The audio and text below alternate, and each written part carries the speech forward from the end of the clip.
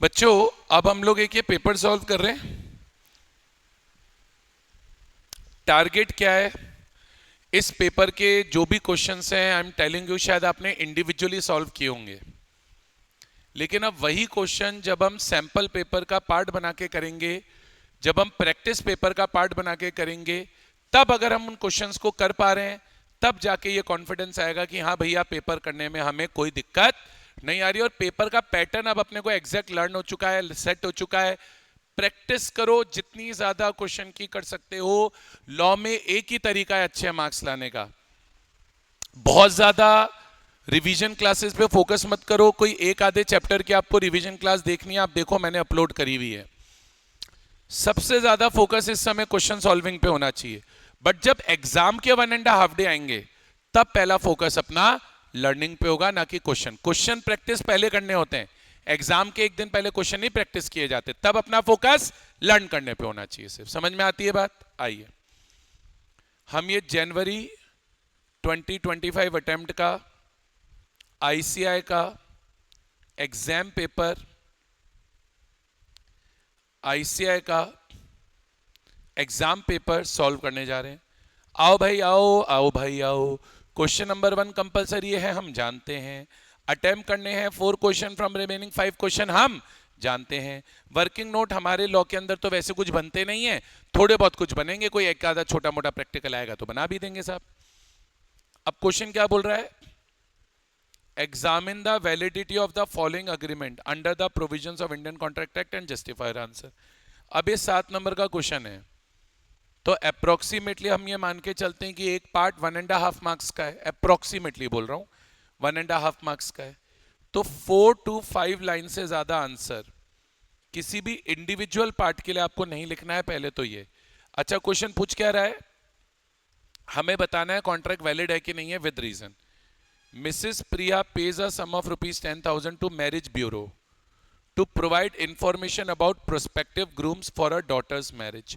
हमने पढ़ा था मैरिज ब्रोकरेज अग्रीमेंट वॉइड होता है, लेकिन जो मैरिज ब्यूरो है वो मैरिज ब्रोकरेज अग्रीमेंट नहीं है। वो दो लोगों की शादी फिक्स कराने का कमीशन नहीं ले रहा, वो सिर्फ इंफॉर्मेशन प्रोवाइड कर रहा है प्रोस्पेक्टिव ग्रूम्स एंड ब्राइड्स की, इसलिए वो वैलिड है। तो आप रीजन क्या लिखोगे? बोले पहली चीज तो ये वैलिड है, और रीजन क्या लिखोगे? Not a marriage brokerage agreement. बोले ये कोई मैरिज ब्रोकरेज अग्रीमेंट नहीं है, मैरिज ब्यूरो कोई मैरिज ब्रोकरेज अग्रीमेंट नहीं है, तो बोले इसलिए ये वैलिड है। अगला क्वेश्चन क्या है? Bharat agrees with John to sell his white bull. White bull बेचने की बात हो रही है। Unknown to both parties bull was dead at the time of agreement. दोनों पार्टीज को ही नहीं पता बुल डेड है, तो बायलेटरल मिस्टेक हो गई, दोनों पार्टीज को नहीं पता था बुल डेड है। या आप बोल सकते हो इनिशियल इम्पॉसिबिलिटी होगी, क्योंकि बुल तो डेड है। तो क्योंकि इनिशियल इम्पॉसिबिलिटी है, क्योंकि बायलेटरल मिस्टेक है, तो कॉन्ट्रैक्ट आप बताओगे कि वॉइड एब इनिशियो है। ठीक है, अगला केस आता है। Rishabh sells the goodwill of his shop to Omkar. Rishabh ने अपनी गुडविल किसको बेची है? ओमकार को बेची है for ₹10 lakh and promises not to carry on such business within local limits so long as the Omkar carries on the business. Sir ये वाला क्वेश्चन आपको याद नहीं है, लेकिन एमटीपी में पहले आ चुका है, पूरा पूरा क्वेश्चन आ चुका है। ये प्रैक्टिस देखो, अब दूसरी बार जब ये क्वेश्चन करेंगे तो करने में टाइम कम लगेगा। Practice practice practice practice practice, the more you practice the better you become at it. बस सिंपल रूल याद रखना है। इसीलिए तो बोलता हूं करत करत अभ्यास के जड़ीमती होत सुजान, रसरी आवत जावत पत्थर परत निशान। इतनी मेहनत करो, इतने क्वेश्चंस प्रैक्टिस करो कि टाइम लिमिट में पेपर सॉल्व हो रहा है नहीं हो रहा है ये तो प्रॉब्लम ही दूर हो जाए। अच्छा ये कॉन्ट्रैक्ट वैलिड है, लोकल लिमिट्स का रिस्ट्रिक्शन है, कोई दिक्कत नहीं है। कॉन्ट्रैक्ट वैलिड है, सेल ऑफ गुडविल के प्रोविजंस इसमें एक्सप्लेन करेंगे और वैलिड करेंगे, अनरीजनेबल नहीं माना जाएगा, इससे ध्यान रखिए। Last, a property worth ₹2 lakh was agreed to be sold for ₹25,000 by a person of unsound mind. void है कॉन्ट्रैक्ट। void क्यों है? क्योंकि क्या नहीं है? कॉन्ट्रेक्चुअल कैपेसिटी नहीं है। क्या नहीं है? कॉन्ट्रेक्चुअल कैपेसिटी नहीं है। बेटा इधर से मेरे को, void क्यों है बेटा? ये void इसलिए बेटा क्योंकि यहां पर क्या नहीं है? कॉन्ट्रेक्चुअल कैपेसिटी नहीं है। बिल्कुल सर, हमें चारों क्वेश्चंस आ गए। बिल्कुल सर, हमें चारों क्वेश्चंस आ गए। जल्दी बताओ, यहां तक क्लियर है? यहां तक क्लियर है? बताओ आया नहीं आया? बिल्कुल सर आ गया, हमें कहीं कोई दिक्कत नहीं है। आगे बढ़ते हैं। चलो अब ये वाला क्वेश्चन पढ़ के बताओ तुम्हें खुद से हो रहा है क्या। 1 मिनट में आपके लिए वेट कर रहा हूं। खुद से होता है क्या देखकर बताओ। दिमाग लगाओ, एकदम इजी सिमिलर क्वेश्चन टेस्ट में दिया है मैंने तुम्हें।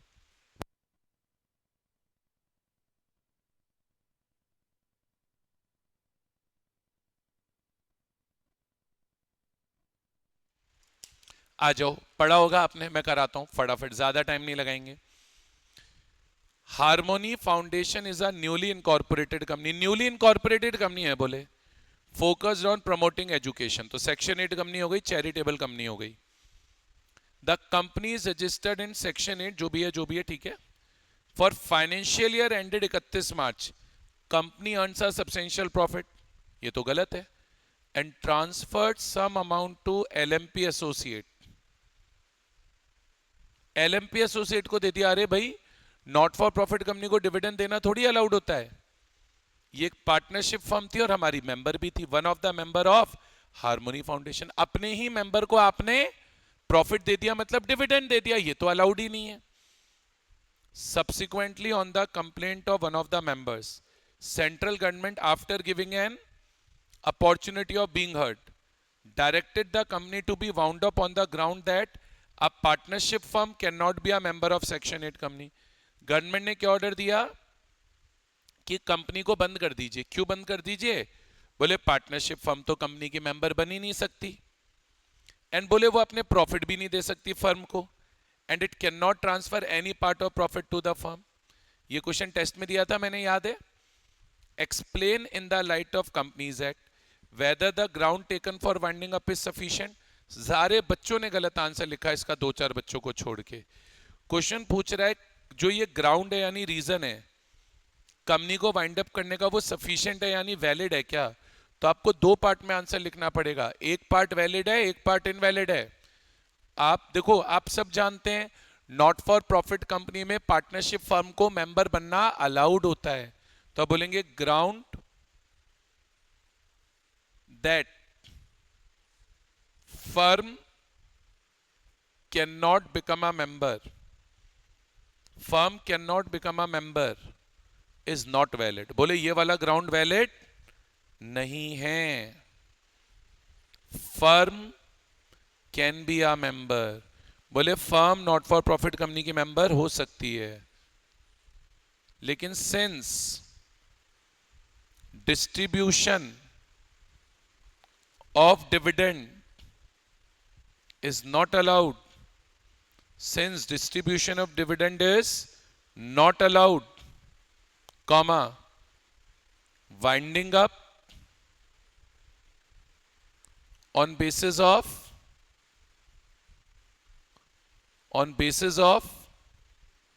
transfer of profit to firm is valid। तो जब इस बेसिस पे वाउंड अप किया जा रहा था कि तुमने फर्म को मेंबर बनाया है, ये वाला ग्राउंड तो वैलिड नहीं है। पर जब इस बेसिस पे वाउंड अप किया जा रहा है कि आपने डिस्ट्रीब्यूशन ऑफ डिविडेंड कर दिया है, तो ये वाला ग्राउंड वैलिड है। तो 2 पार्ट में आंसर लिखना था। अब कई बच्चों को इसमें मार्क्स नहीं मिले क्योंकि ज्यादातर बच्चों ने क्या किया, दोनों ही ग्राउंड पर इनवैलिड लिख दिया। तो इस तरह का जब क्वेश्चन आ रहा है पेपर में जहां पे आपको एक पार्ट वैलिड लग रहा है, एक पार्ट इनवैलिड लग रहा है, तो दोनों पार्ट के लिए अलग अलग लिख दीजिए। समझ में आई बात? ये क्वेश्चन भी सोचो मैंने टेस्ट में दिया था। बच्चे क्या करते हैं, ये वाला पार्ट पढ़ के कंफ्यूज हो जाते हैं। क्यों कंफ्यूज हो रहे हो भाई? स्ट्रेट फॉरवर्ड क्वेश्चन क्या पूछ रहा है, कंपनी को एडवाइस कीजिए on the procedure for including entrenchment provision. तो आप सिंपल बोलिए, entrenchment provision can be included in the articles. Entrenchment provision means more restrictive provision then passing of special resolution can be imposed for alteration of articles. Since Justice Private Limited is a private company, entrenchment can be done with consent of all members। याद करो private company में consent of all members चाहिए होती है। but in case of public company only special resolution is required. एक बात और लिख के आना कि अगर कंपनी एंट्रेंचमेंट करती है तो कंपनी को इस चीज का नोटिस देना होता है आरओसी को। ये सेक्शन 5 का क्वेश्चन हो गया ऑफ कंपनीज एक्ट 2013। बोलो आया? आगे बढ़ते हैं। लास्ट क्वेश्चन बड़ा इजी सा क्वेश्चन था, सोचो। A minor admitted to the benefits of partnership, partnership के बेनिफिट्स में एडमिट हो गया, is entitled to certain rights, उसको कुछ राइट्स मिलते हैं। क्या राइट्स मिलते थे याद है? अग्रीड शेयर इन प्रॉफिट ले सकता है, पहला राइट तो ये था। इंस्पेक्ट कर सकता है बुक्स, दूसरा राइट कर सकता है। और तीसरा था स्यू कर सकता है for accounts, but only when savouring his relation with the firm. तो ये तो राइट्स हो गए। और क्या पूछ रहा है? May also have liabilities to third parties. तो लाइबिलिटीज में तो आपको क्या बताना पड़ेगा कि मेजॉरिटी अटेन करने से पहले only his share in the firm is liable, minor is not personally liable, and even if the minor is declared as insolvent, only his share in the property of firm will vest with the official assignee। याद आया? याद आया नहीं आया?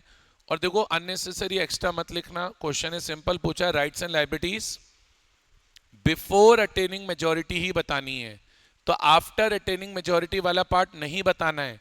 Answer बस ऐसे start करना, minor firm में पार्टनर नहीं बन सकता, but he can be admitted to profits.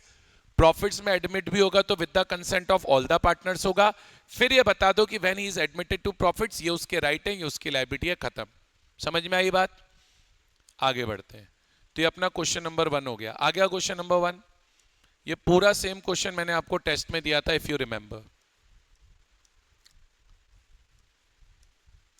Question number 2 बड़ा इजी सा क्वेश्चन है, मुझे करके बताना। बड़ा इजी सा क्वेश्चन मुझे करके बताना, बिल्कुल भी डिफिकल्ट नहीं है, बिल्कुल भी डिफिकल्ट नहीं है, बिल्कुल भी डिफिकल्ट नहीं है। ठीक है, एकदम इजी सा क्वेश्चन है, कुछ भी नहीं है इस क्वेश्चन में, एकदम इजी सा क्वेश्चन है।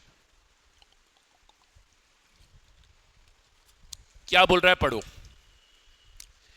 MNO limited a supplier of electronic components, अच्छी बात है, entered into contract on 1st August 23 with PQR Electronic for sale of 1000 units of microchip। तो ये सेलर हो गए। The contract specifically identified the microchip by serial number and confirmed that they were in deliverable state। याद करो Indian contract act में क्या rule है कि अगर contract for sale of specific goods है और वो डिलीवरेबल स्टेट में है, तो ओनरशिप वैसे ही ट्रांसफर हो जाती है जैसे कॉन्ट्रैक्ट बनता है। यही रूल होता है वैसे तो, बट आगे देखते हैं क्या होते हैं। The contract specifically identified the microchips bye serial number and confirm that they were in a deliverable state. Stored in, कहां थे ये गुड स्टोर्ड? एमएनओ लिमिटेड के वेयर हाउस में। अच्छा, the contract stipulated that goods would be delivered on 1 सितंबर।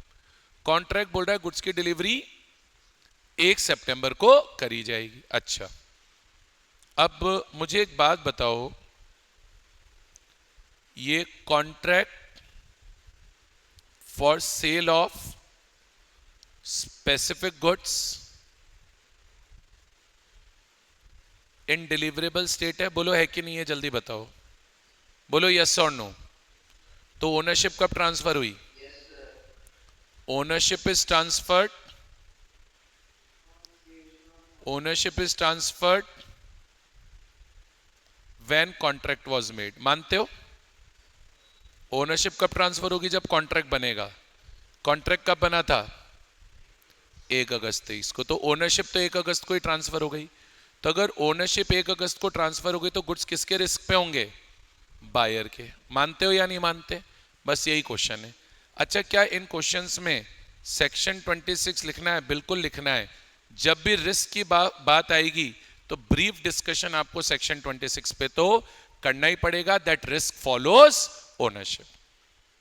अब वो बोल रहा हूं 10th August 23 a flood occurred and damaged the warehouse and destroyed the entire stock of microchip including 1000 units intended for PQR. Examine with reference to provisions of SOGA who shall suffer the loss. हम तो पहले ही बता चुके PQR that is buyer will suffer the loss. क्यों भाई? क्योंकि ownership has been transferred. लेकिन अब क्वेश्चन का सेकंड पार्ट पूछ रहा है what will be your answer if microchips are not specifically identified. अगर वो आइडेंटिफाइड नहीं हुई थी तो ये contract for sale of unascertained goods हो गया। अब अनअसर्टेन गुड्स की ओनरशिप कब ट्रांसफर होती है? जब एप्रोप्रिएशन हो जाता है। तो क्वेश्चन में तो कहीं नहीं लिखा एप्रोप्रिएशन हो गया, क्वेश्चन में तो कहीं नहीं लिखा एप्रोप्रिएशन हो गया, या लिखा है क्वेश्चन में एप्रोप्रिएशन हो गया? कहीं नहीं लिखा। तो अगर गुड्स स्पेसिफिकली आइडेंटिफाइड नहीं होते हैं तो फिर ओनरशिप भी ट्रांसफर नहीं होगी। तो उस केस में सेलर यानी MNO limited will be liable for loss. बताइए आया नहीं आया समझ में? डन? अरे डन क्या? चलो अगला केस समझो। अब यार ये तो मैं इतनी बार आपको पढ़ा चुका हूं, अब तो इसमें तो गलती होनी नहीं चाहिए।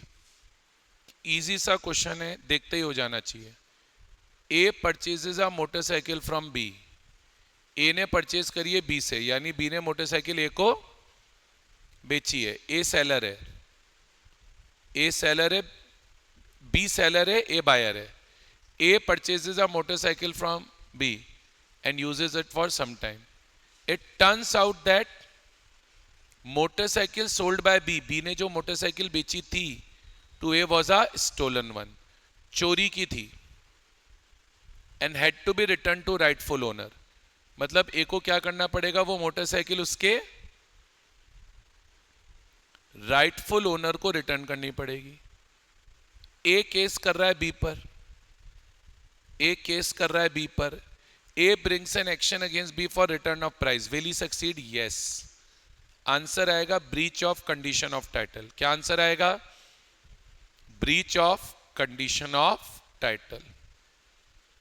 सर सेलर ने breach of condition of title करा है, क्योंकि breach of condition of title करा है तो बायर के पास कॉन्ट्रैक्ट को रिसेंड करने का राइट भी है और डैमेजेस क्लेम करने का राइट भी है। Examine with reference to provisions of SOGA. तो आप बोलोगे here mister A that is buyer can rescind contract and claim क्या? डैमेजेस। किससे? फ्रॉम मिस्टर बी जो कि सेलर है। समझ में आया? कई बच्चे बोलते हैं सर हम इसमें प्रोविजन सेक्शन 27 का लिख दें क्या? Nemo dat quod non habet no one can give what he himself has not got. Yes आप लिख सकते हैं, अलाउड। तो दो ऑल्टरनेटिव प्रोविजंस इसके अंदर आ सकते हैं। Either you can explain breach of condition of title और you can explain section 27। No one can give what he himself has not got. तो बी गुड्स का ओनर नहीं था, तो बी ने ऐसे गुड्स बेच दिए जिसका वो ओनर नहीं था ए को, तो ए को वैलिड टाइटल तो मिला नहीं। तो क्योंकि ए को वैलिड टाइटल नहीं मिला तो ए मोटरसाइकिल तो रिटर्न करेगा राइटफुल ओनर को, ए मोटरसाइकिल तो रिटर्न करेगा राइटफुल ओनर को, और बी से क्या क्लेम करेगा? Refund of price. तो आप ऑल्टरनेटिवली सेक्शन 27 भी एक्सप्लेन करके आ सकते हो, गलत नहीं है। यहां तक क्लियर है? आगे बढ़ते हैं। आगे बढ़ू क्या?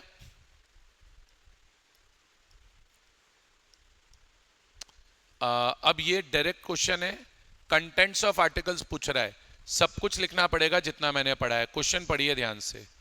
Right in brief the content and model. Content में पूरा सेक्शन 5 एक्सप्लेन होगा। अब सेक्शन 5 में आप देखो मैंने क्या क्या पढ़ा है। सबसे पहला पॉइंट आप लिखोगे the article shall contain regulations for management of company. फिर आप लिखोगे सेकंड पॉइंट द आर्टिकल्स में also contain matters prescribed by rules. Further, company can include additional matters in article. फिर इसमें एंट्रेंचमेंट भी समझाना पड़ेगा। ये मत सोचना कि इस चैप्टर में ऊपर एंट्रेंचमेंट, इस पेपर में एंट्रेंचमेंट ऊपर ऑलरेडी आ गया, एक्सप्लेन करना पड़ेगा, क्योंकि एंट्रेंचमेंट भी कंटेंट का पार्ट है। और उसके बाद फिर उन्होंने एक बात और पूछी है, मॉडल ऑफ आर्टिकल। तो model of article is table FGHIJ of schedule 1 of companies act 2013। Clear है? तो right in brief content and model of articles according to which director and other officers are required to perform their function as regards management of company, its accounts and audit। कुछ भी नहीं है, ये फालतू की बातें हैं। Content and model of article का क्वेश्चन है 7 नंबर का। समझ में आ गई बात? नहीं समझ में आ गई? अगला भी बड़ा इजी है, डायरेक्ट क्वेश्चन है, LLP act 6 marks. Diana and Bharati, newly qualified chartered accountant, wish to form a LLP to provide their professional service. They seek information about provisions of limited liability partnership। पढ़ो भैया ध्यान से सवाल। They seek information about provisions of LLP Act specifically regarding incorporation document। वो provisions पूछ रहे हैं incorporation document से related। अब याद करो आप क्या बातें पढ़े हो। A corporation document is the most important document of LLP, पहली चीज। दूसरी चीज, हमने इनकॉर्पोरेशन डॉक्यूमेंट्स के क्या पढ़े हैं? कंटेंट्स पढ़े हैं। क्या क्या कंटेंट्स आते थे इनकॉर्पोरेशन डॉक्यूमेंट में? Name of LLP, propose business of LLP, address of registered office of LLP, name and address of each partner of LLP, name and address of each designated partner of LLP and such other matters as may be prescribed। ठीक है। Additionally, they want to know whether statement filed along with incorporation document serves as sufficient evidence that all legal requirements have been fulfilled। yes। याद करो LLP जब incorporate होती है तो हमें incorporation के टाइम पे एक स्टेटमेंट फाइल करना होता है। स्टेटमेंट को आपको सर्टिफाई कराना पड़ता है एडवोकेट या कंपनी सेक्रेटरी या कॉस्ट अकाउंटेंट या चार्टर्ड अकाउंटेंट इन प्रैक्टिस से। और वो सर्टिफिकेट क्या बोलता है? That all requirements of this act and rules in relation to incorporation of LLP have been complied with। तो आप बोलोगे yes, certificate is the sufficient evidence that all legal requirements have been fulfilled। और अगर paper में time बच रहा हो तो ये जो स्टेटमेंट हम देते हैं, अगर इसमें आप फॉल्स इंफॉर्मेशन देते हो तो इसकी पेनल्टी जो है वो भी एक्सप्लेन आपको मेरे हिसाब से करनी चाहिए। पेनल्टी क्या थी याद है? 2 years तक का तो इम्प्रिजनमेंट था एंड फाइन लगता था। फाइन कितना लगता था? Minimum to minimum, very good, absolutely correct, minimum to minimum 10,000, maximum to maximum 5 lakh. आ रहा है? अरे आ रहा है क्या? बहुत बढ़िया, डन। मैं आपको वही बता रहा हूं। आप लोग को क्या लगता है कि हम क्वेश्चन की प्रैक्टिस नहीं करें, हम सिर्फ लर्न करके चले जाएं? सर 11th 12th में क्या ये चल जाता था कि भाई हमने सिर्फ लर्न कर लिया, डायरेक्ट सीधे क्वेश्चन आते थे। CA में क्या है, आड़े टेढ़े सवाल आते हैं। और I am not sure whether you are aware और नॉट, इस बार का जो इंटर का लॉ का पेपर आया बहुत टफ आया था। ऐसा है कि भाई इंस्टीट्यूट कोई भी पेपर टफ बना सकती, तो टफ पेपर अच्छे कब जाते हैं? जब हम प्रैक्टिस करके रखते हैं। तो आप अभी जितनी क्वेश्चन की प्रैक्टिस कर सकते हो करो।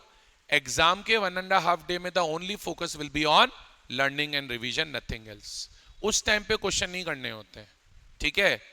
बच्चे उल्टा करते हैं, मतलब एग्जाम से पहले तो प्रैक्टिस करते नहीं, फिर 1.5 दिन में सोचते हैं कर ले। कहां से कुछ नहीं होता, 1.5 दिन में क्वेश्चन की प्रैक्टिस नहीं होती है। इधर आइए। अच्छा अब ये क्वेश्चन करिए यार। अब ये क्वेश्चन मैं इतनी बार करा चुका हूं, अगर आप मेरे को अलाउ करो तो मैं स्किप कर दूं।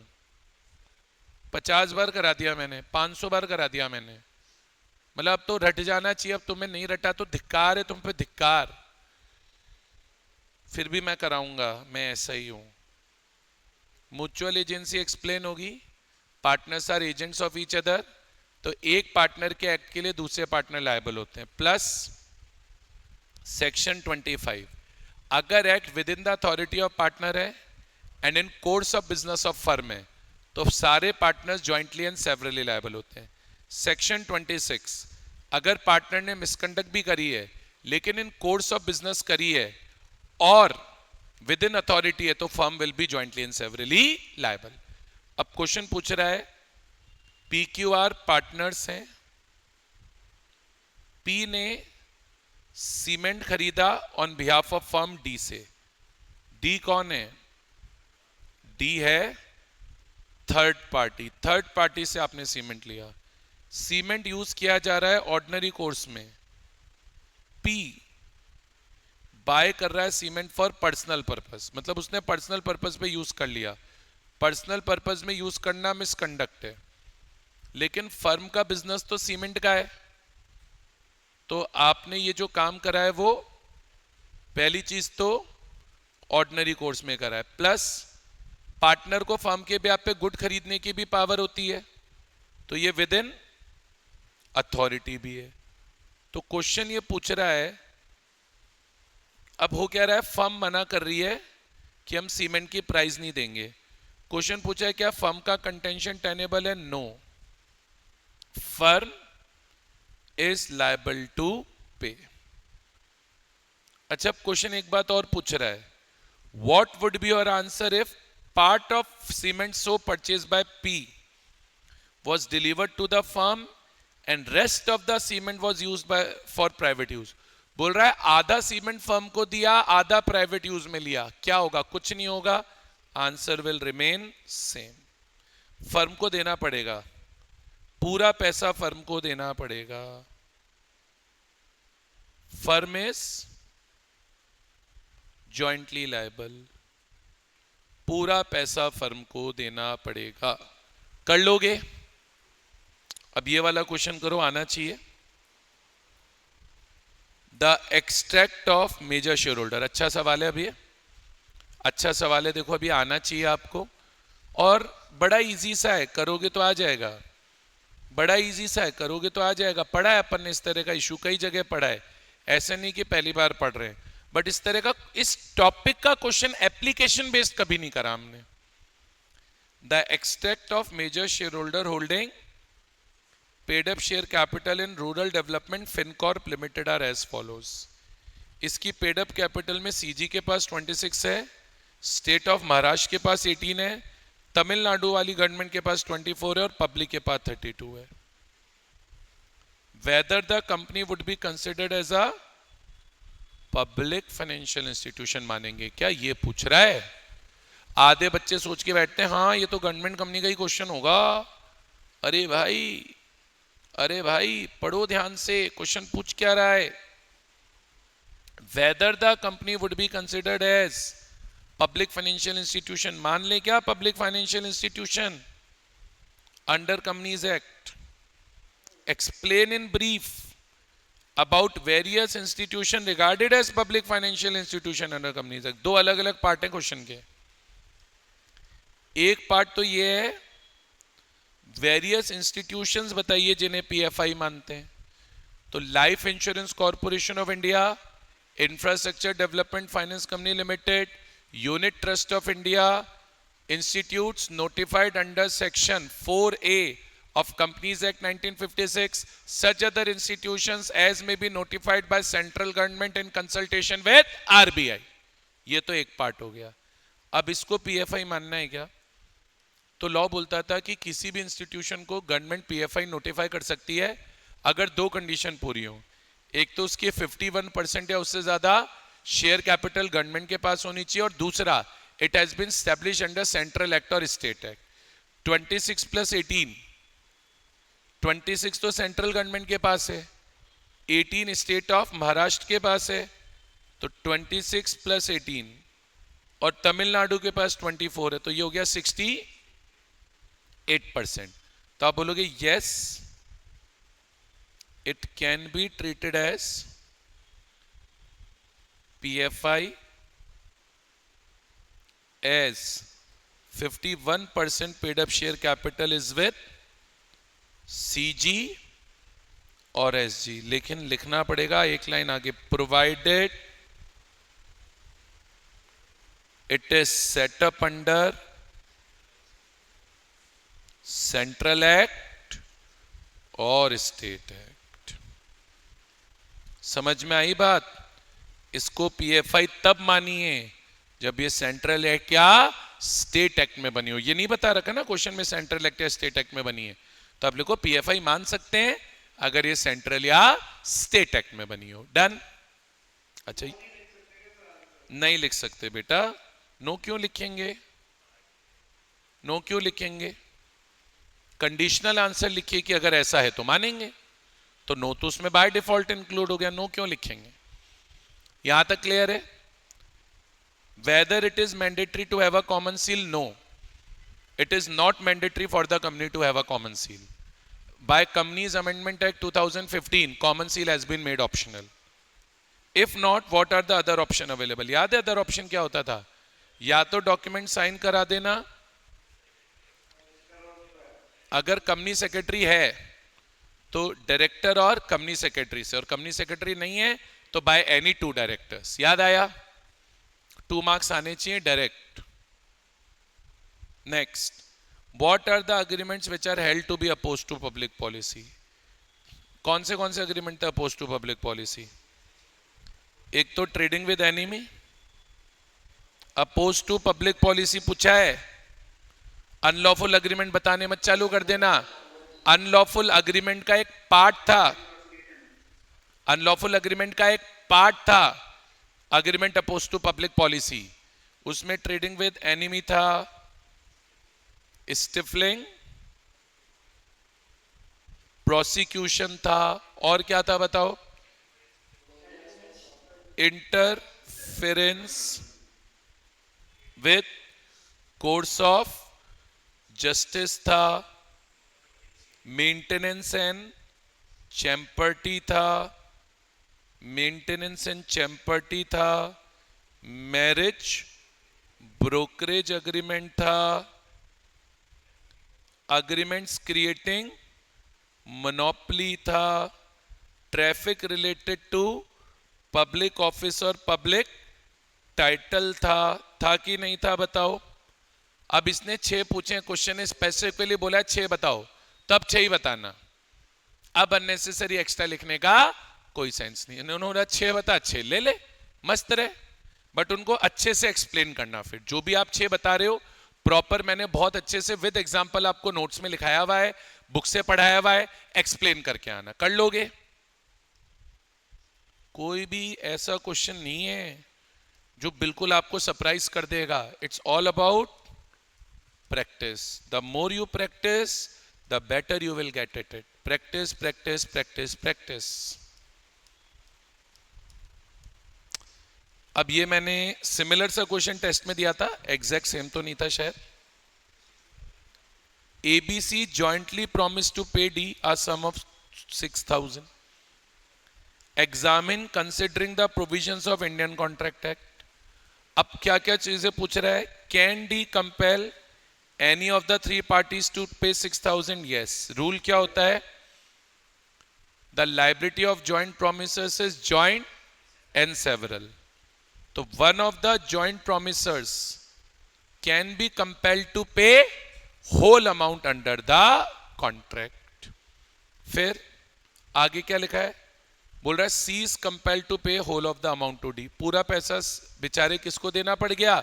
सी को देना पड़ गया। Can he recover anything from A and B? Section 43 क्या बोलता है? Where one of the joint promisors is compelled to pay whole amount, he can claim equal contribution from others. अब बच्चे क्या करते हैं, इसमें कैलकुलेशन शो नहीं करके आते हैं। अब कैलकुलेशन नहीं शो करके आओगे मार्क्स नहीं मिलेंगे। when both A and B are solvent, दोनों सॉल्वेंट है तो आप लिख के आओगे he can claim। 2000 हो गया, तो 2000 डिवाइडेड बाय 3, तो तीनों की लायबिलिटी 2,000 हो गई। पूरा पैसा दिया सी ने, तो he can claim ₹2,000 each from A and B। कोई problem? A is not in position to pay anything, A कुछ भी नहीं दे रहा है तो ए का शेयर तो जीरो हो गया, बी का शेयर 2000 ओरिजिनली है, सी का शेयर भी 2000 ओरिजिनली है, ए कुछ नहीं दे रहा तो ए का शेयर 2000 डिवाइडेड बाय 2, 1000 रुपए बी देगा, 1000 रुपए सी देगा। तो इस केस में आप बोलोगे सी can claim 3000 from B.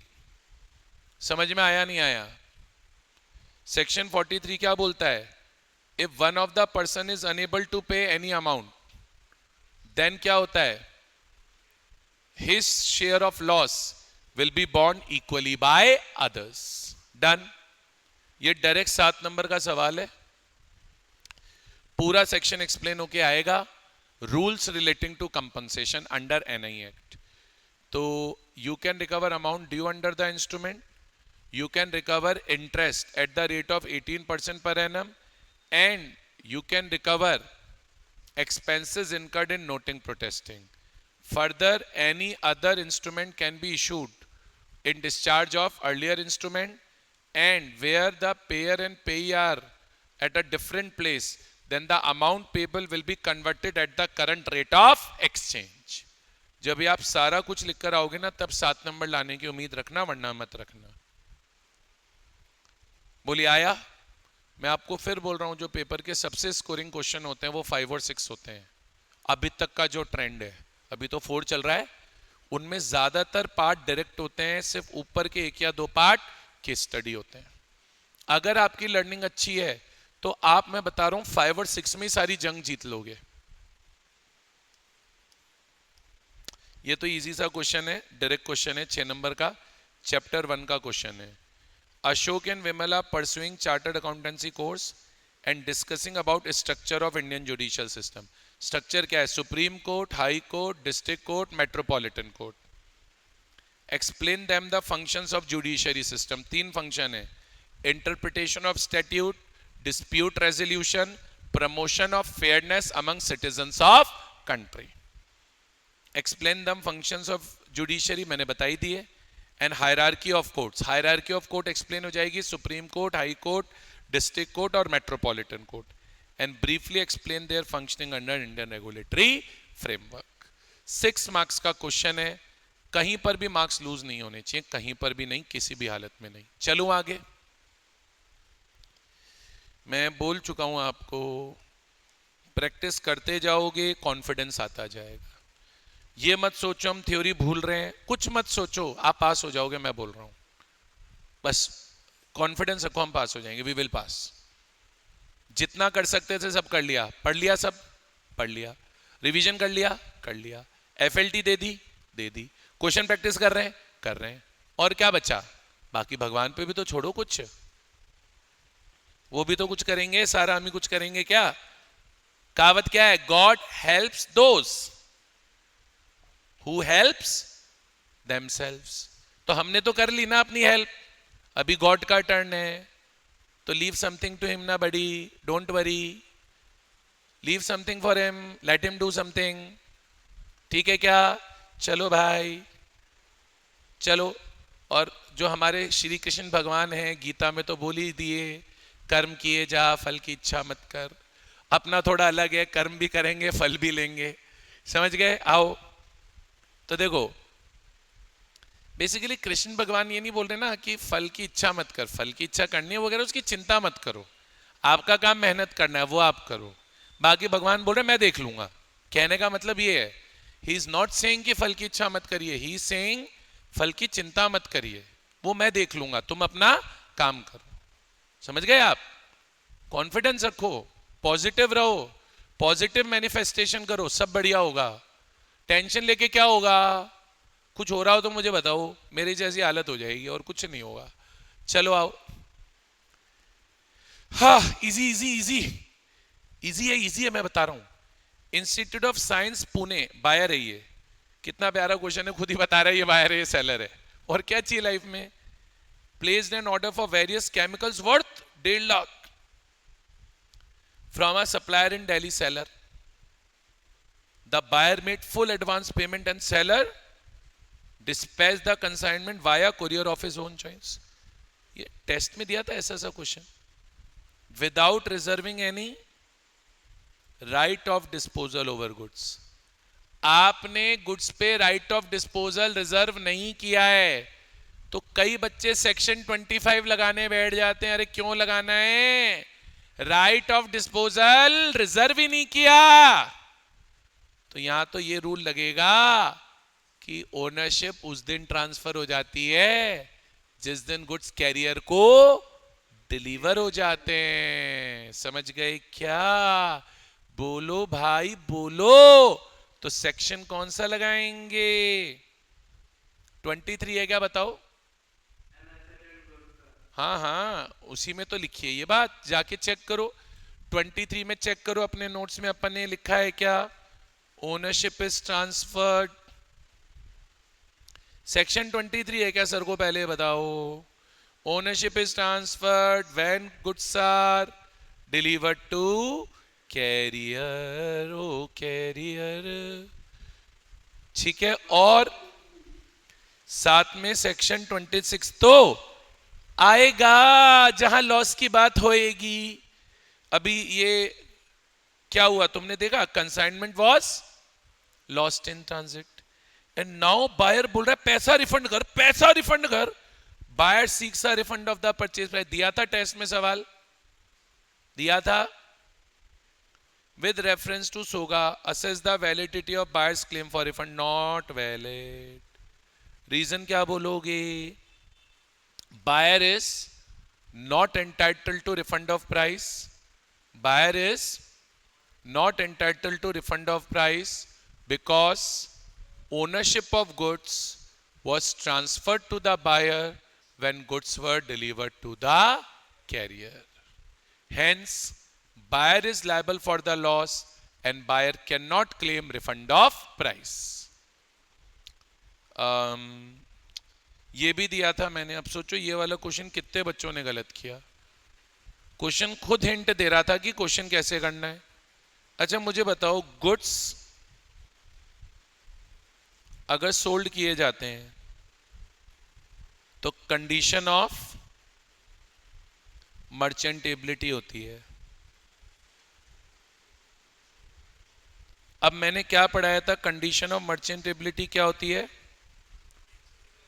Good should be in saleable condition in ordinary course of business. लेकिन ये कंडीशन कब अप्लाई होती है? Good should be bought by description, और दूसरी कंडीशन होती है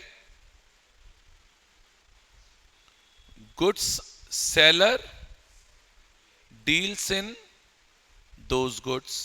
सेलर का उन्हीं गुड्स में डील करने का बिजनेस होना चाहिए। और एक और कंडीशन थी, when buyer has inspected goods. अगर बायर गुड्स को इंस्पेक्ट कर भी लेता है तो भी they should be free from, हाँ very good, they should be free from latent defect. इतना सा प्रोविजन इसमें आना था, इतना सा प्रोविजन इसमें आना था। Adarsh visited an authorised car showroom and purchase the car of his choice without conducting a detailed. नहीं किया, नहीं किया, कीवेट एम्प्टर वेम्प्टर से मतलब नहीं है इसमें। अरे यार इंस्पेक्शन कर भी लेता तो क्या उखाड़ लेता? डिफेक्ट तो दिख ही नहीं रहा, लिखा है क्वेश्चन में, पढ़ो आगे। After making payment and taking delivery of car he discovered a defect in the engine that could not have been detected even with a reasonable inspection। मतलब latent defect हो गया। तो अगर latent defect में inspection कर भी लेते तो क्या उखाड़ लेते भाई? With reference to provision of SOGA advice whether Adarsh can invoke यानी claim implied condition of merchantability, yes, and he can repudiate the contract. Condition of merchantability is not satisfied. Condition of merchantability is breached because goods contain latent defect. आया आया। जी sir आ तो गया। अब ये हैं scoring वाले सवाल। 4 और 3 7 और फिर 6 13। ये 13 नंबर आने हैं पूरे। क्या बोल रहा है? पार्टनर बाय होल्डिंग आउट समझा दो, समझा देंगे। नॉमिनल पार्टनर समझा देंगे।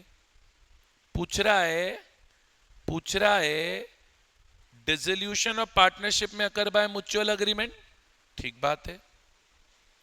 कंपलसरी डिसोल्यूशन, ठीक बात है। while compulsory dissolution requires an order of court, ठीक बात है। डिस्कस दिस स्टेटमेंट, अरे कुछ नहीं। इस क्वेश्चन में आपको क्या करना होगा? बेसिकली एक तो आपको समझा के आना होगा डिसोल्यूशन बाय एग्रीमेंट के प्रोविजन की पार्टनर्स में mutually agree to dissolve the firm. एक आपको समझा के आना होगा, अब देखो क्या बोल रहा है, म्यूचुअल एग्रीमेंट से while compulsory dissolution requires order of court. आप बोलोगे this statement is not correct. Compulsory dissolution does not require order of court. अरे कंपलसरी डिसोल्यूशन में कोर्ट क्या करेगी भाई? कंपलसरी डिसोल्यूशन कब होता था? डेथ ऑफ ऑल पार्टनर्स और death of all partner but one, या any event which makes the business of firm unlawful. तो इसमें कोर्ट क्या करेगी? घंटा थोड़ी बजाएगी। तो आप क्या बोलोगे? This statement is incorrect. Compulsory dissolution does not require order of court. खत्म। अच्छा, एक क्वेश्चन है, explain with reference to Indian contract act when a contract is said to be induced by undue influence. पूछा बताओ कब undue influence होती है? बोले पहला, जब रिलेशन बिटवीन पार्टी होता है। दूसरा, एक पार्टी डोमिनेट करती है। तीसरा अनफेयर एडवांटेज होता है। चौथा, burden of proof. Undue influence के एसेंशियल आएंगे ब्रीफ में, और यही सेकंड पार्ट है। When a party is deemed to be in a position to dominate. बोलो party is deemed to be in position to dominate in following 4 cases: real and apparent authority, fiduciary relation, mental distress and unconscionable bargain। आ गए marks? अरे आएंगे कहां जाएंगे, अरे आ जाएंगे। हाँ भैया, केस स्टडी है 4 और 3 7 नंबर की, छोड़ रहा हूं, आऊंगा लौट के। पहले डायरेक्ट वाले कर लो। Agent's authority in case of emergency. Test में मैंने ये डायरेक्टली नहीं दिया था, मैंने टेस्ट में जब ये टॉपिक दिया था तो आप याद करिए, मैंने इसका आपको एप्लीकेशन बेस्ड क्वेश्चन दिया था। अभी थ्योरी क्वेश्चन है, क्या लिखेंगे? Agents authority in case of emergency is valid A condition, agent was not in a position to communicate with principal. B point, there must be actual and definite necessity to act on behalf of principal. तीसरा point, agent should have acted bona fide। चौथा point, agent exercise same degree of vigilance as a man of ordinary prudence would have exercised in his own case। Last, agent acted in order to protect the interest of principals। If all the above conditions are satisfied, then agent's authority in case of emergency is valid। सब agent और substituted agent के differences पूछ रहा है, direct लिखा रखे हैं मैंने, और चेप के 8-9 पॉइंट लिखा रखे हैं मैंने, सारे लिखकर आइएगा। होशियार मत बनिएगा कि यहां पे 6 नंबर की सवाल है, हम 6 ही पॉइंट लिखेंगे, समझ गए? अच्छा, ओ सॉरी, 6 पूछ रहा है तो 6 ही बताएंगे। ओके, अग्रीड, नाराज मत हो जाओ। What are the rights of buyer where seller commits a breach. Rights of buyer याद करो, damages for non delivery, suit for specific performance, suit for breach of warranty, repudiation of contract before due date, suit for interest. 5 point है इसमें। हाँ, इसमें तो 5 ही लिखना आप। बस बस बस, आ रहा है क्या? अब एक क्वेश्चन अच्छा है इसमें, जो एनआई एक्ट वाला क्वेश्चन है वो अच्छा है। कौन सा वाला? एनआई एक्ट वाला। अच्छा, तुम्हें पहले एक प्रोविजन याद दिलाता हूं, कर भी लेंगे। सर नेगोशिएबल इंस्ट्रूमेंट एक्ट में मैंने एक सेक्शन स्पेसिफिकली इंपॉर्टेंट करा है, सेक्शन 64, आप जाके चेक करना अपने नोट्स में, presentment for payment.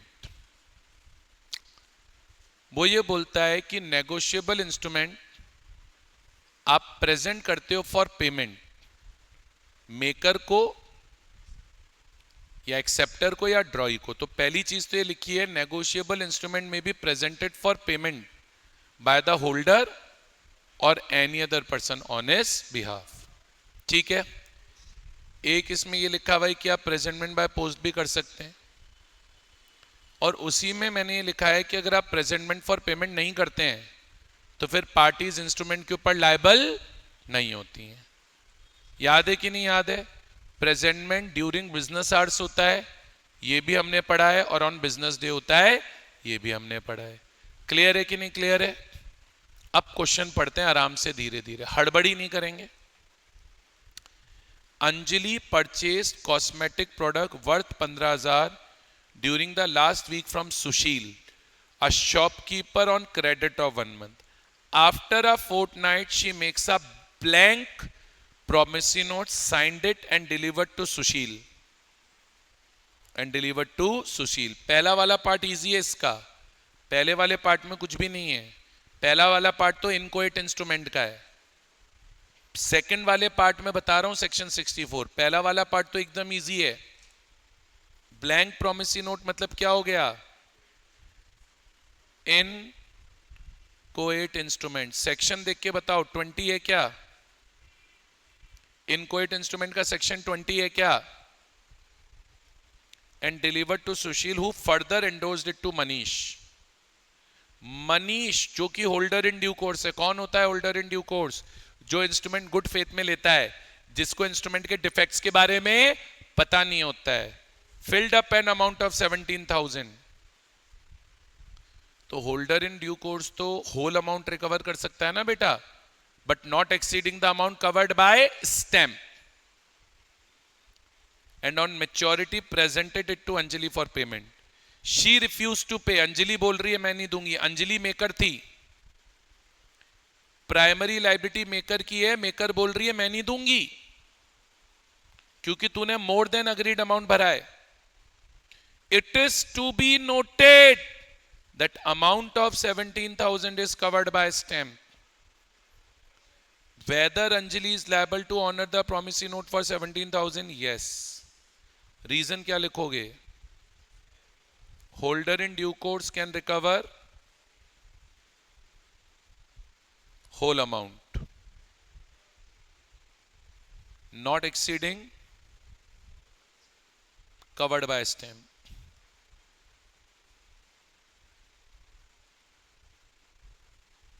Yes, Anjali is liable to pay 17,000. देने पड़ेंगे अंजलि को 17,000, कोई ऑप्शन नहीं है। कर लोगे? कर लोगे? अब सेकंड वाला देखना, इसमें आप सेक्शन निकाल लो NI एक्ट का 64 और पढ़ के रख लो उसको एक बार, पढ़ के रख लो उसको एक बार, सेक्शन 64 को। उसके बाद मैं क्वेश्चन करूंगा।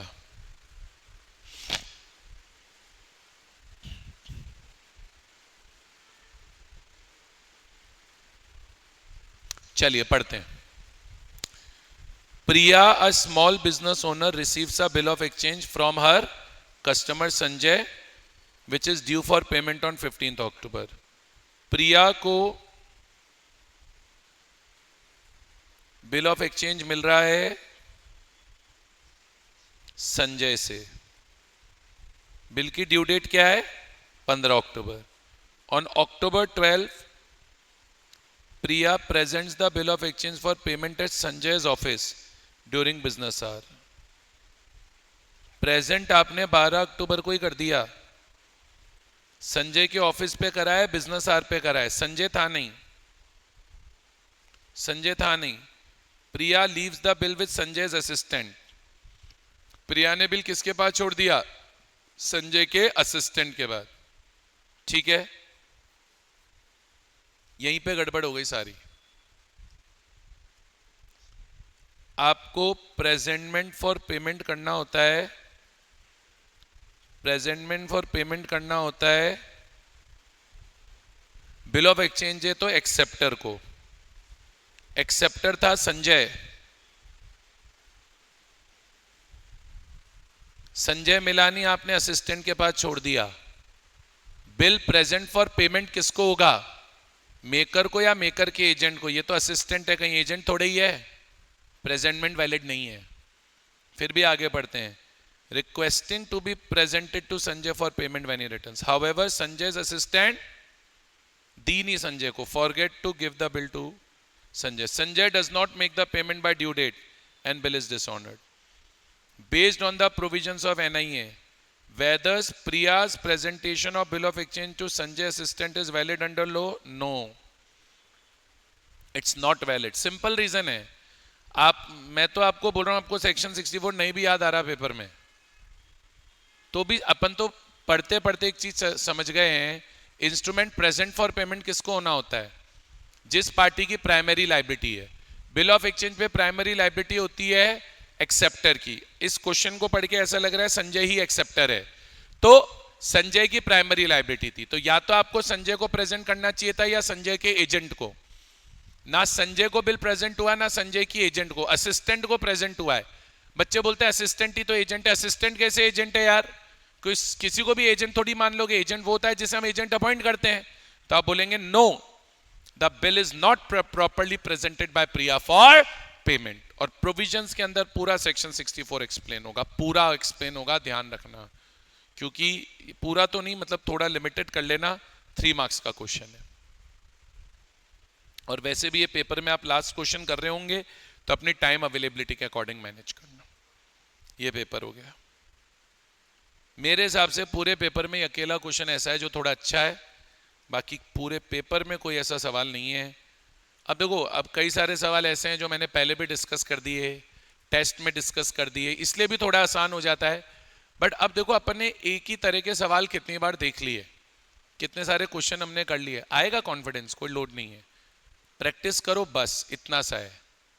ठीक है, आया पक्का, वेरी गुड।